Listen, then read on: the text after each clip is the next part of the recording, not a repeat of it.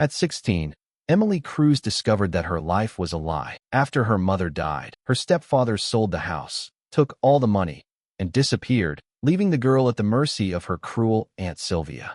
But one day, Emily stumbled upon a locked box of her mother's letters, which turned her world upside down. She learned that her future had been stolen, and that justice was in her hands. Emily Cruz sat on a creaky chair in a cramped kitchen that smelled of rancid oil and cheap detergent. Her hands, red from washing dishes, trembled with fatigue. Outside, dusk was falling, and the small American town of Springfield was shrouded in a cold autumn fog. The 16-year-old girl with dark hair tied back in a messy ponytail sighed as she looked at the mountain of dishes her Aunt Sylvia had left behind after another dinner party with her friends. These dinners always ended the same way: loud laughter, dirty dishes, and Emily's orders to clean up while her aunt collapsed on the couch with a glass of cheap wine. "Hurry up, Emily. What? Do you want me to do it myself?" Sylvia's sharp voice cut through the silence. The woman, thin, with sharp features and dyed blonde hair, sat in the next room, leafing through a magazine. Her tone was tinged with irritation,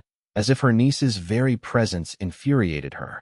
Emily pressed her lips together, but said nothing. She knew that any word could lead to shouting or, worse, punishment such as being sent to bed without supper. It had been that way ever since Emily's mother died 2 years ago. After her death, her stepfather Rick, a man with a perpetually absent gaze and a habit of drinking, disappeared from their lives. He sold the family home, a cozy cottage with blue shutters where Emily had spent her childhood, and left, leaving her in the care of Sylvia, her mother's sister. Her aunt made it clear right away that Emily was a burden to her. She forced the girl to do housework, took the money she earned working part-time at a local coffee shop, and forbade her from seeing her friends, claiming that people like her have no place among normal people. Emily endured it because she had nowhere else to go. That evening, Sylvia went to bed earlier than usual, leaving Emily with a new task: sorting through boxes in the attic. "It's full of your mother's junk. It's time to throw it away," she said as she slammed the bedroom door. Emily climbed the rickety wooden stairs, feeling the cold seep through her thin sweater. The attic was cluttered with old things: worn books, broken toys, dusty suitcases. She began sorting through the boxes, trying not to make any noise so as not to wake her aunt. And then she found it, a small metal box hidden under a pile of yellowed magazines. The box was locked with a small padlock, but the key was hanging nearby on a thin chain, as if someone wanted it to be opened. Emily froze, her heart pounding. She recognized her mother's handwriting on the note stuck to the top. "To my Emily." With trembling hands, she inserted the key into the lock and turned it. The lid creaked open, and inside the girl saw a bundle of letters tied with a red ribbon. Emily sat down on the cold floor, leaning against the old chest of drawers, and began to read. The first letter was dated a month before her mother's death. "My girl, if you are reading this, it means I am gone," she wrote. "I want you to know the truth. The house you grew up in belongs to you. I left it to you in my will, and no one has the right to take it away from you. But be careful of Rick and Sylvia. They may try to deceive you." Emily felt her throat tighten with tears. She read on, and each word opened a new wound. In the next letter, her mother explained how Rick had forged documents to sell the house, and how Sylvia had helped him cover his tracks. They had divided the money, hundreds of thousands of dollars that was supposed to pay for Emily's education and her future. The last letter was short, written in a weak hand. "I'm sorry I couldn't protect you. You're stronger than you think. Fight for what's yours." Emily wiped away her tears, but they kept flowing, dripping onto the paper. She raised her head and listened. The house was silent, except for a dog howling in the distance.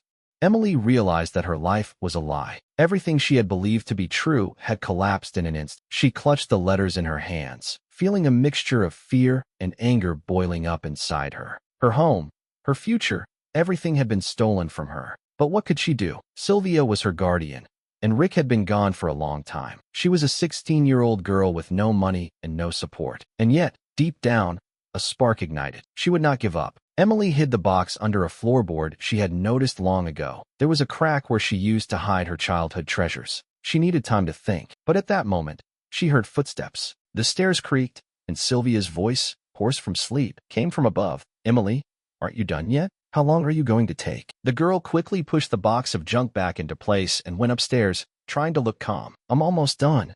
"And Sylvia," she said, hiding the tremor in her voice. Sylvia stood in the doorway, squinting in the dim light of the lamp. Her gaze swept across the attic, and Emily thought her aunt suspected something. "Finish up and go to bed. You'll do the laundry tomorrow," she muttered and left, slamming the door behind her. Emily exhaled, pressing her hand to her chest. Her heart was beating so loudly that she was afraid Sylvia would hear it. Going down to her tiny room, a former storage closet with a sagging mattress, Emily lay down, but sleep would not come. The lines from the letters danced before her eyes. She imagined her mother writing them in the hospital ward and felt tears welling up again. But along with the pain, a decision grew. She would not let Sylvia and Rick get away with it. She had to prove that the house was hers, that the inheritance had been stolen. But how? She didn't know the law. She didn't have money for a lawyer, and Sylvia was watching her every move. Emily got up and went to the window. The fog outside seemed as thick as her thoughts. She remembered her school psychologist, Miss Garcia, who had once said, "If you need help, come see me." Maybe this was her chance? But what if Sylvia found out? Emily clenched her fists. She would have to take a risk. Tomorrow she would find a way to get out of the house and take action. It was her first step, a step toward a freedom she had never even dreamed of. But deep down, she knew the road would be long and Sylvia would not give up without a fight. The morning at Sylvia's house began with the usual noise. The refrigerator door slammed, a spoon clattered in a coffee cup, and then her aunt's sharp voice demanded that Emily get up and start the laundry. The girl lay on the sagging mattress, staring at the ceiling of her tiny room. Thoughts of her mother's letters wouldn't leave her alone. She had been replaying them in her head all night, imagining how Rick and Sylvia had divided the money that was supposed to go toward her education, toward her life. Now she had a goal to get back what was hers, but fear paralyzed every muscle in her body. Sylvia would do anything if she found out about her plan. Emily got up, pulled on an old sweatshirt, and went downstairs. Sylvia was sitting at the table, scrolling through her phone, her dyed blonde hair sticking out in all directions after sleeping. She didn't even look up, saying, "The laundry's in the basement.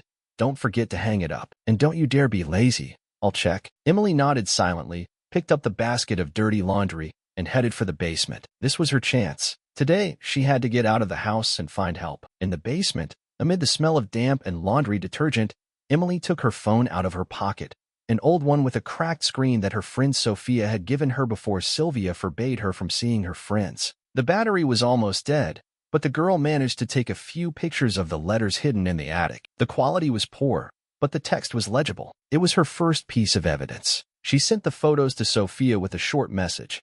"I need help. It's urgent." The reply came a minute later.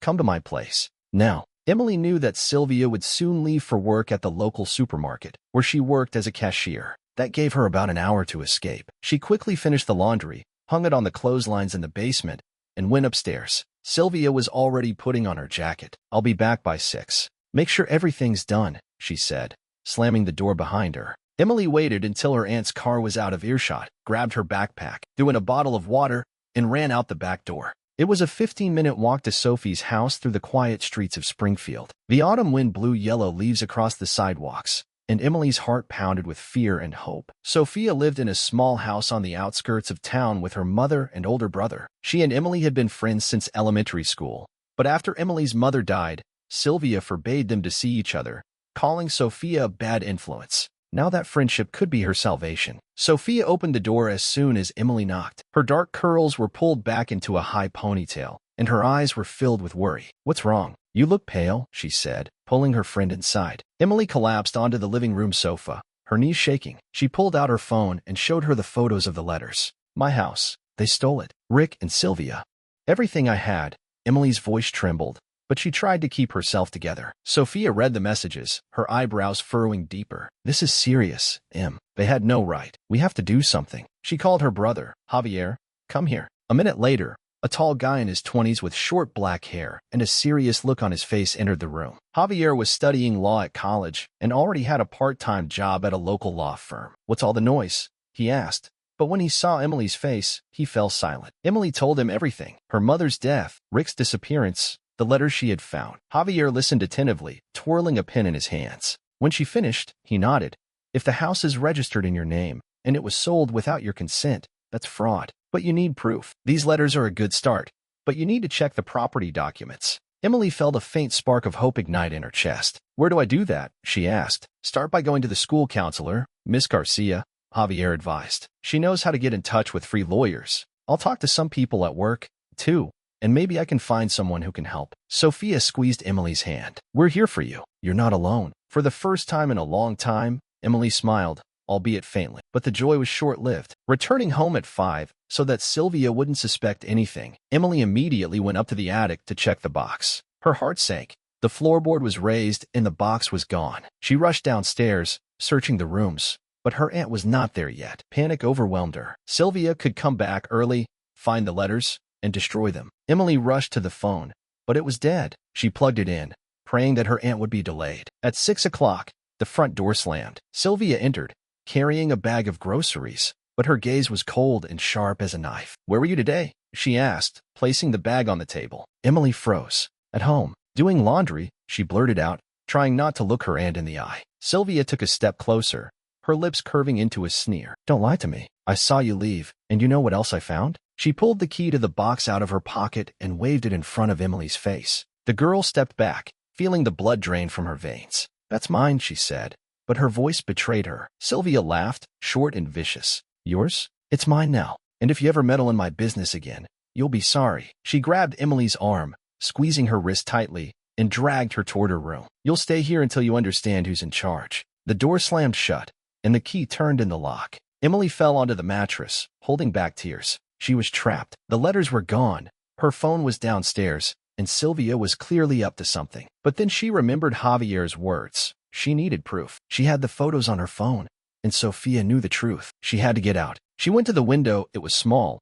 but small enough to squeeze through. The lock was old, and Emily knew how to open it with a screwdriver hidden under the mattress. With trembling hands, she unscrewed the screws, pushed the frame aside, and looked outside. Cold air hit her face, but this was her chance. Emily climbed onto the ledge, jumped onto the soft grass, and ran into the darkness towards Sofia's house. Each step echoed in her ears like her heartbeat. She didn't know what lay ahead, but she knew there was no turning back. Sylvia had crossed the line, and Emily had to act fast. This was her first step toward freedom, and she wasn't going to stop. Emily ran through the dark streets of Springfield, her breath forming clouds of steam in the cold autumn air. Her legs ached from the strain, but she didn't stop. Every rustle behind her sounded like Sylvia's footsteps, every distant headlight like her car. Sofia's house was close now, and Emily prayed that her friend was home. She knew that if Sylvia found her first, the consequences would be dire. Her aunt had taken the letters, but she didn't know about the photos on her phone. That was her trump card, and Emily had to use it. When she reached the familiar porch, she knocked on the door,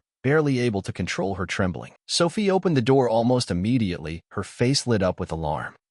What happened? You look like a ghost," she exclaimed, pulling her friend inside. Emily collapsed on the sofa, trying to catch her breath. "Sylvia." She found the box. "She locked me in. I escaped through the window." The words came out in broken pieces, but Sofia understood everything. She rushed to the door, locked it, and called her brother. "Javier, come down. It's urgent." Javier appeared a minute later, wearing a stretched t-shirt and carrying his laptop under his arm. His calm expression changed to alarm when he saw Emily. "Are you okay?"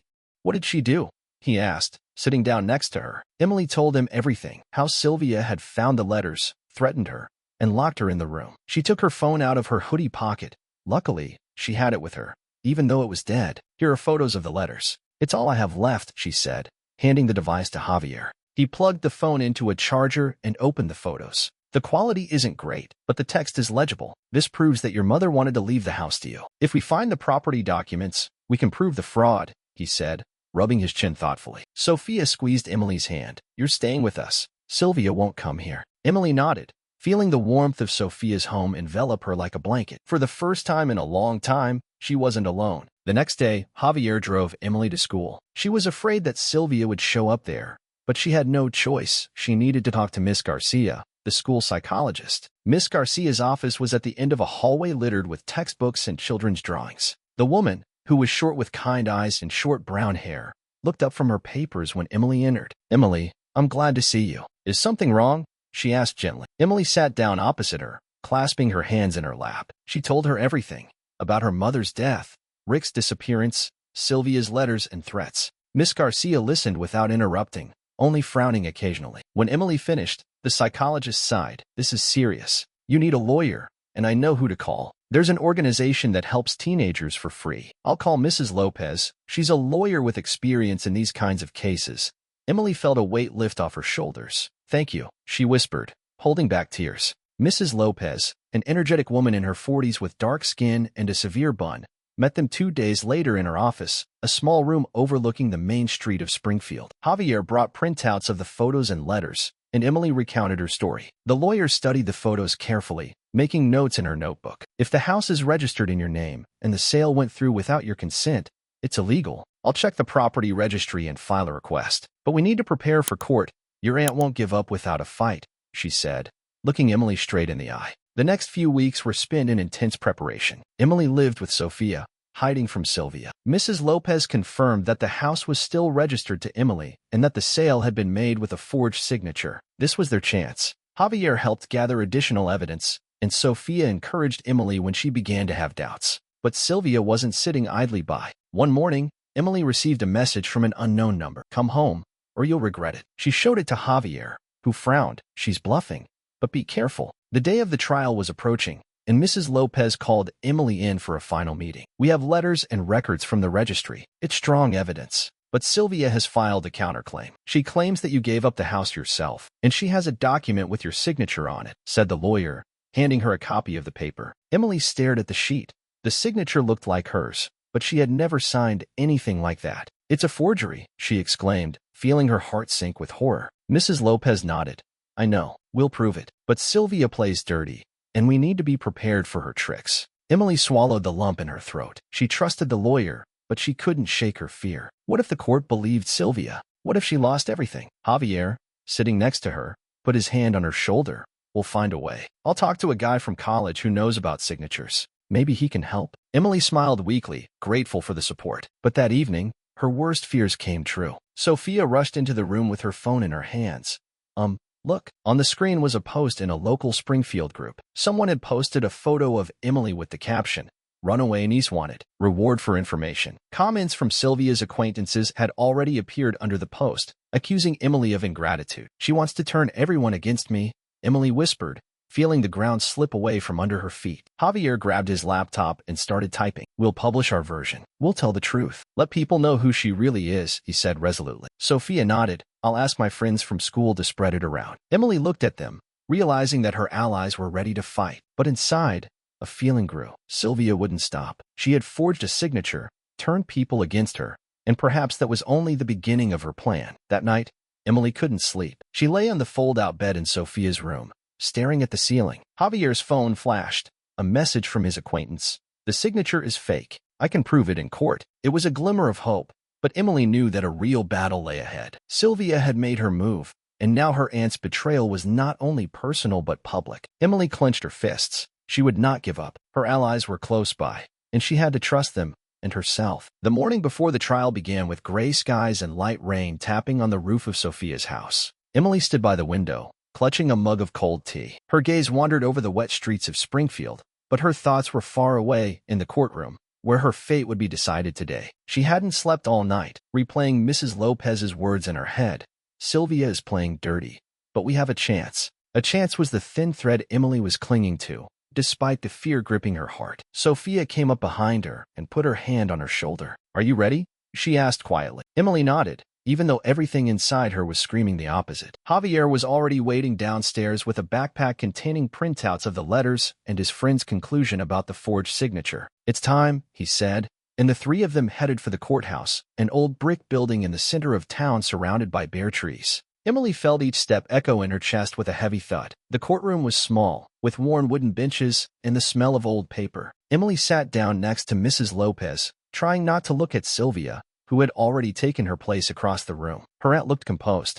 A dark suit, neatly styled hair, a slight smile, as if she were confident of victory. Her lawyer, a short man with greasy hair, was sorting through papers, occasionally glancing at Emily with contempt. The judge, an elderly woman with a tired face, entered the room, and silence fell. Mrs. Lopez began first. She confidently presented the case. The house belonged to Emily by her mother's will. The sale was illegal, and the signature was forged. She showed photographs of letters, information from the property registry, and the expert opinion found by Javier. My client is the victim of fraud by her guardian, Sylvia Rodriguez, and her former partner, Rick Mendez, the lawyer declared, her voice ringing with steel. Emily clenched her hands under the table, feeling hope battle with fear. But then Sylvia's lawyer took the floor. He spoke slowly, with theatrical pauses, waving a document with Emily's supposed signature. Miss Cruz herself gave up the house in favor of her aunt, who took care of her after her mother's death. Here is her signature, certified by a notary. And the letters? They are the fabrications of a teenager who ran away from home and is now trying to discredit her family. He placed the paper in front of the judge, and Emily felt the floor slip away beneath her feet. She looked at Mrs. Lopez, but she only whispered, "We'll prove it." Sylvia took the stand. Her voice was soft, almost gentle, but her eyes remained cold. "I took Emily in out of pity. She was a difficult child. She stole money. She lied. I tried to raise her, but she ran away and made up this story to get back at me." Emily clenched her fists so tightly that her nails dug into her palms. She wanted to scream, but Mrs. Lopez squeezed her hand.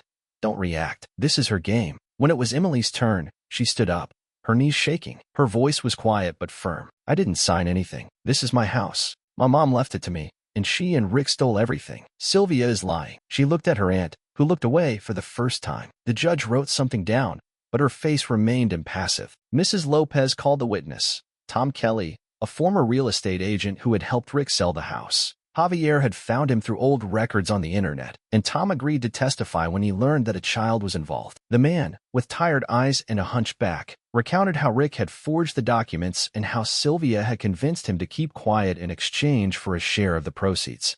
"I wasn't proud of it, but now I want to make amends," he concluded, looking at Emily with a guilty smile. The courtroom buzzed. Sylvia's lawyer jumped up. "That's a lie. You have no proof." But Mrs. Lopez submitted a recording from the notary's camera showing Sylvia entering the office on the day the waiver was allegedly signed. "There she is, on that very day. The signature is forged, and we will prove it," said the lawyer, and Emily breathed freely for the first time that day. The judge frowned, looking at Sylvia, who began to fidget in her chair. But her aunt didn't give up. She jumped up, her voice breaking into a scream.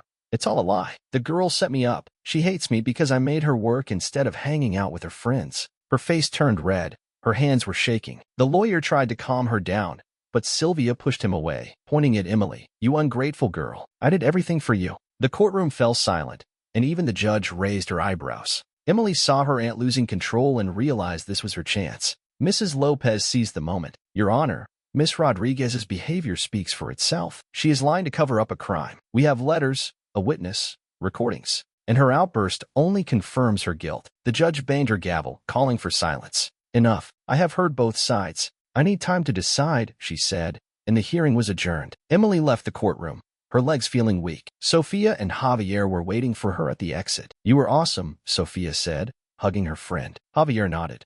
"We're almost there." Sylvia gave herself away, but Emily couldn't rejoice. She had seen the look in her aunt's eyes before she left, a mixture of anger and despair. Sylvia had lost the battle, but not the war. What if the judge believed her lies? What if the truth slipped away? That evening, they sat in Sofia's living room discussing the day. Javier turned on his laptop and showed them a post in a local group. People had started supporting Emily, calling Sylvia a fraud. "Public opinion is on our side," he said, but Emily only smiled weakly. She couldn't shake the feeling that Sylvia was preparing another blow, and she was right. Late at night, Mrs. Lopez's phone rang. Emily answered, and the lawyer's tense voice rang out. "Sylvia has filed a complaint with the police. She says you stole her money and ran away. They may call you in for questioning." Emily froze, feeling a chill run through her to the bone. This was her aunt's new tactic, an attempt to discredit her before the court's decision. "What should I do?" she whispered. "Hang in there. We'll figure it out," Mrs. Lopez replied, but her tone betrayed her anxiety. Emily hung up, looking at Sofia and Javier. "She won't stop until she destroys me," she said, her voice trembling. Sofia hugged her. "We won't let her win." Javier nodded. "We have evidence. The police won't believe her." But Emily knew this wasn't just a battle for a house. It was a psychological war, where every step tested her strength. She had to hold on for her mother's sake, for her own sake. The judge would announce his decision tomorrow, and Emily prayed that the truth would prevail. Emily woke up the morning after the trial with a heavy heart. She sat on Sofia's couch, clutching her phone, which never rang. Mrs. Lopez had promised to let her know as soon as the judge made a decision, but every minute felt like an eternity. Outside, Springfield was waking up under a gray sky. Cars were honking on Main Street.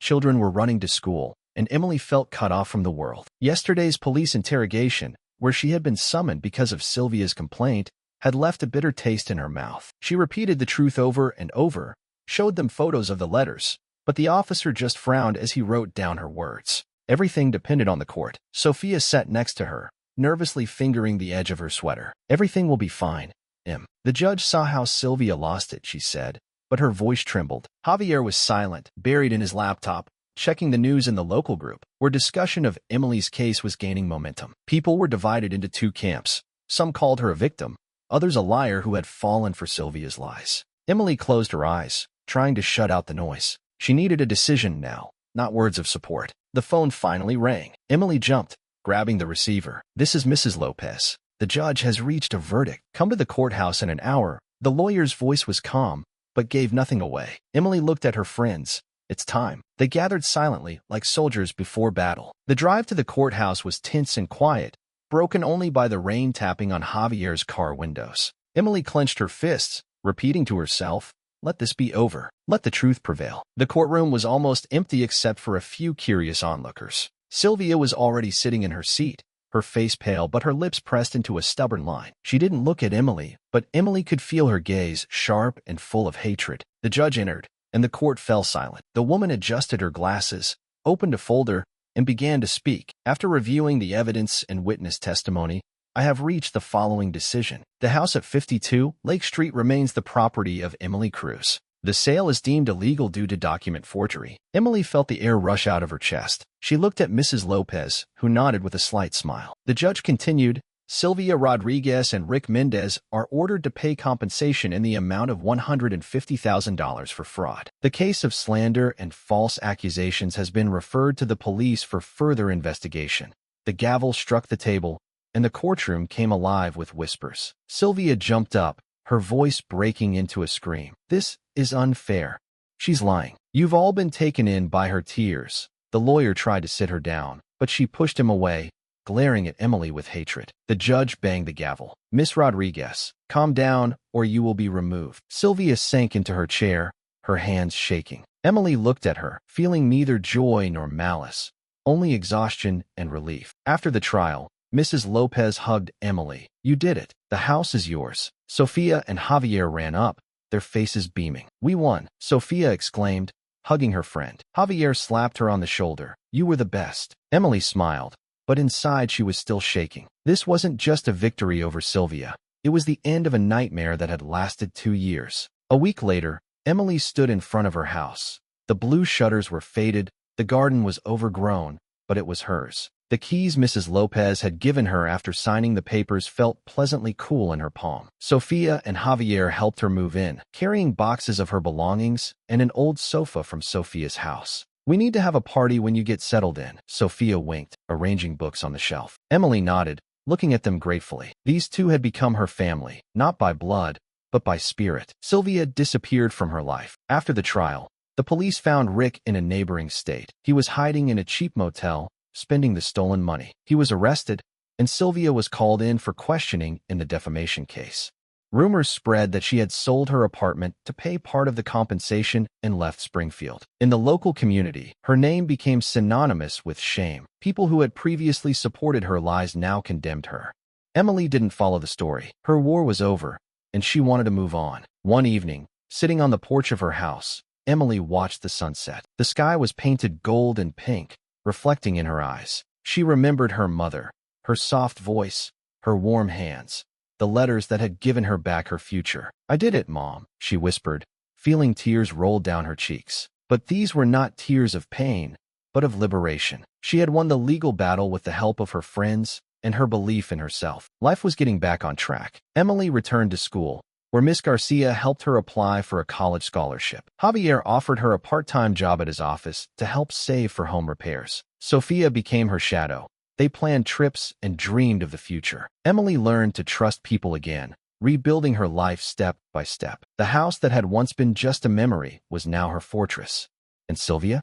Her punishment was not only financial. She lost everything: her reputation, her power over Emily, her freedom to lie without consequences. The police closed the defamation case with a fine, but public condemnation did its work. Sylvia was left alone, rejected even by those who had once believed her.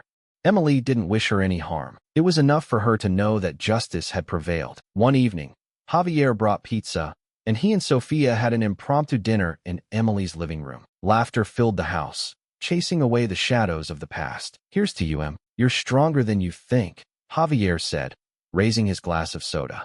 Emily smiled as she looked at her friends. She was no longer the frightened girl locked in Sylvia's room. She was now the mistress of her own destiny. The sun had set, and Emily stepped out onto the porch, breathing in the cool air. Her house stood silent, but now it was the silence of peace, not fear. She knew there were many trials ahead, but she would get through them. She had friends, a home, and faith in herself. And somewhere out there, among the stars, her mother was smiling, proud of her little girl who had found her way to justice. Honest, lawful, and unyielding.